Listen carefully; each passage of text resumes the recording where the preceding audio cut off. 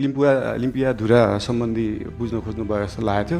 यस सम्बन्धी नेपाल सरकारले अफिसियल रूपमा डिप्लोमेटिक नोट भारत सरकारलाई पठाइसकेको छ र त्यसको जवाब पनि आएको छ। त्यो जवाबमा चाहिँ दुईटै सरकारले आफ्नो इतिहासविदहरू राखेर, आफ्नो सर्वेयरहरू राखेर, आफ्नो भूमि सम्बन्धी जानकारी भएका व्यक्तिहरू राखेर टेबल टक मार्फत यो कुरालाई समाधान गर्ने कुरा भएको छ र यस सम्बन्धी हामीले भारत र चाइनालाई मात्रै नभएर इङ्ल्यान्ड सरकारसँग पनि कुरा गरेको छौँ। उहाँहरूले ब्रिटिस इन्डिया छोड्दै गर्दाखेरिको समस्या अहिलेसम्म हाम्रोमा भइरहेको हुँदाखेरि यसमा चाहिँ इङ्ल्यान्डले पनि सरकार राख्नुपर्छ भन्ने हाम्रो मान्यता हो।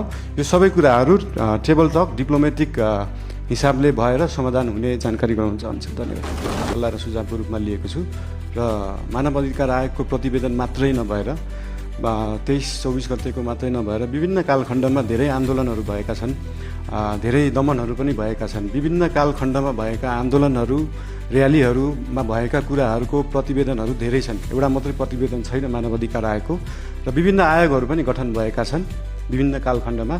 आजसम्म नेपाल सरकारलाई बुझाइएको जति पनि आयोगका प्रतिवेदनहरू छन् ती सबै प्रतिवेदनहरूलाई एकमुष्ट रूपमा नेपाल सरकारले अध्ययन गर्छ र गर्नुपर्ने काम कारबाही त्यही हिसाबले गर्छ। धन्यवाद।